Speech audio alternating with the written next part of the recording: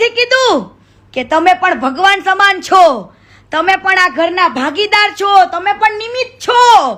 આવું કોઈ જ દીકરાને નથી કીધું. હરેક ગામમાં લોકોએ પરસેવા વહ્યા છે ને, એક એક ઈટે એના પરસેવો રેડો છે.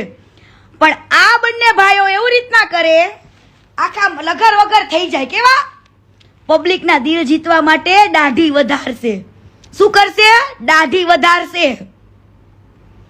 પબ્લિકના દિલ જીતવા માટે ઓનલી ફોર કેટલા દાડા દાઢી વધારશે, નામ કરશે. પણ તું પેટનો કેટલો મેલો છે તો કે, તે કેટલીક સ્ત્રીઓ જાણે ગદ્દારી કરી તો કે, તે કેટલીક સ્ત્રીઓને કેટલી છોકરીઓને તારા કામમાં લેવા માટે કેટલી છોકરીઓ જોડે કોમ્પ્રોમાઇઝ કરાવડાવ્યા તો કે પેટ મેલા હાડા. હવે મેં તમને વાત કરી દીધી ને કે રેતી, ઈટો, કપચી એ બધું સેવાના નામે ઓછા ભાવમાં આવે. કડિયા કામે બિચારા કડિયા તે એક સેવા ભાવી રૂપિયા આવે. હે, કોઈ દી કડિયાને કોઈ નથી કીધું. કોઈ દી જે કપચી આપે, રેતી આપે ને એને તમને નથી કીધું કે તમે દાતાર છો, દાનવી છો, દાનેશ્વર છો. એવું તમે કોઈ દી નથી કીધું, કોઈને પણ નથી કીધું.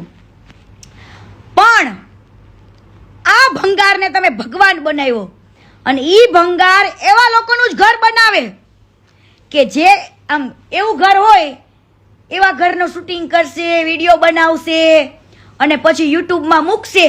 હવે એક ઘરની કિંમત એમ કે છે ને, એક ઘરનો ખર્ચો હું 10 લાખ રૂપિયા કરું છું.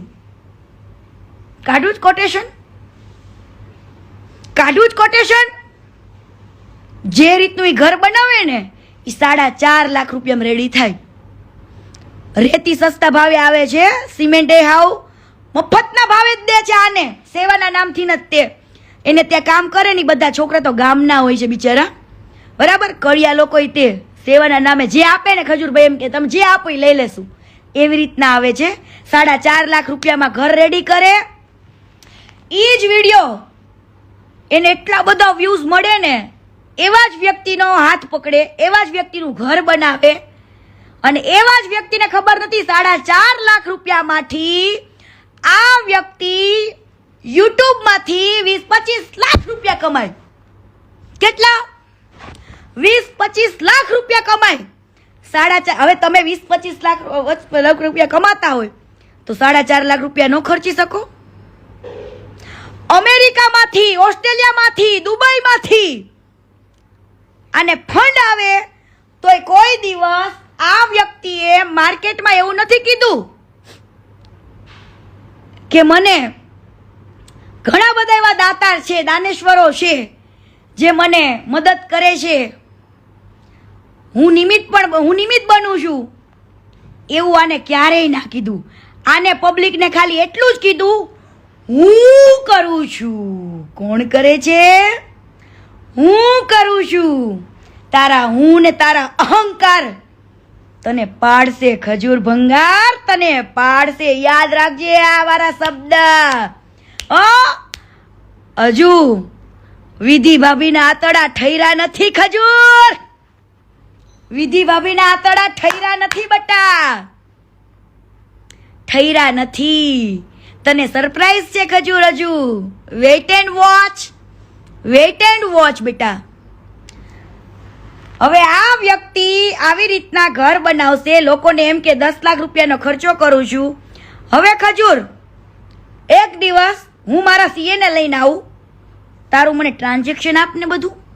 હાલ આપ મને બધું, ક્યાંથી ફંડ આવે છે, કઈ રીતના આવે છે, શું કરે છે, કઈ રીતનું કરે છે, કઈ રીતની સિસ્ટમ છે, શું છે, કઈ રીતની આ લોકો ગાપચી મારે છે, શું કરે.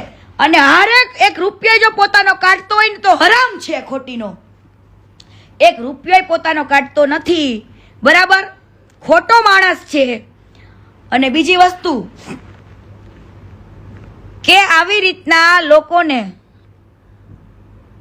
ખોટું બોલીને ગરીબોના નામે ચરી ખાઈને પોતાને ભગવાન થવું છે. ભગવાન આજ દિવસ સુધીમાં ક્યારે પણ માણસને લોકો ભગવાન કહેતા જરૂર હશે, પણ જે વ્યક્તિ એવું એકે વાર ન બોલી શક્યો. હાલો, દુનિયા તો બિચારી માયાળુ છે, પ્રેમી છે, ભોળી છે, હે